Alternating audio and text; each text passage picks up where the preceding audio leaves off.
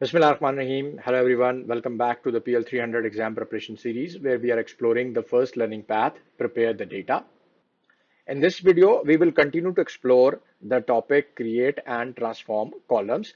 So there are two operations that are used to combine queries inside of Power Query. One is called as merge and the other is called the append.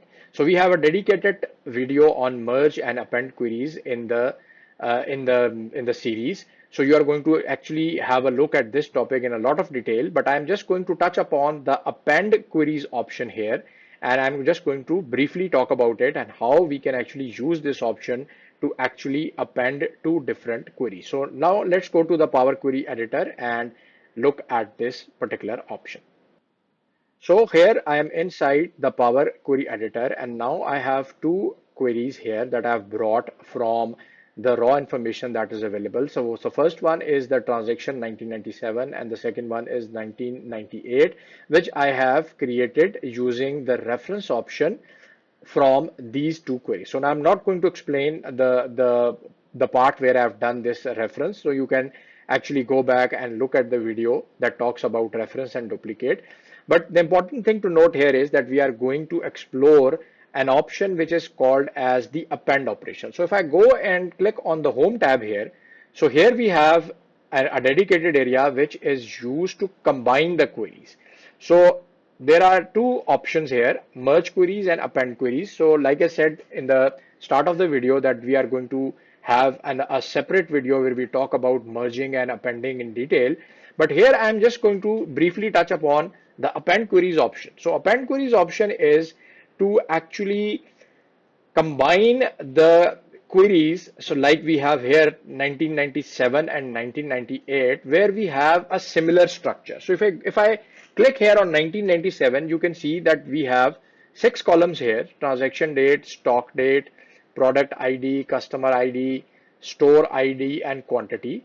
And similarly in 1998 query, we have the same 6 columns. So what append operation does is that it basically combines these two queries into one. So all the data available in 1997 and 1998 is now available in just one query, and we have the same 6 column structure. So keep this thing in mind that the append operation you only use if you have the same structure. By same structure, I mean we have the same number of columns and all the columns actually have the same information, same data type, so that you actually reduce the number of queries and actually bring your data from multiple queries into just one query. So now if I just go and see what we can do through this option. So I'm just going to go and click on append queries here. So it gives me two options. It either says append queries and append queries as new. So append queries, what append queries does is that it actually uses the existing query. So the existing query is 1997. So it is going to use the same query and it is going to append the results from the other queries into the same query. Or if we want to retain our both queries, which is 1997 and 1998, and we can then select append queries as new, so then it is going to create a new query. So I'm not going to go and create a new one, so I'm just going to use the same one and I'm going to say append queries, and it opens the window which actually gives me the options to actually ask me whether I want to do this append operation on 2 tables or 3 or more tables. So in our case, we have 2 tables. So I'm just going to select 2 tables and then it is going to say, okay, select the other table. So I know that the other table is basically this one, transactions 1998. So these are the only two options which are available here. So, and then I'm going to say, click OK. And now you can see that some kind of operation has taken place because we have seen an applied step here. And now we can see the results by just going and sorting this query on any column. So I think this is probably a good column, the transaction date. So if I just go and sort it by the descending order. So what the descending order is going to show me, it is going to actually bring the last date in this column on top, and we should see it here. So here now you can see the results are there, and now you can see that the dates from 1998 are shown here, which means that the append operation, which was reflected here, has taken place correctly, and all my records from 1997 and 1998 queries, which were these have now been combined.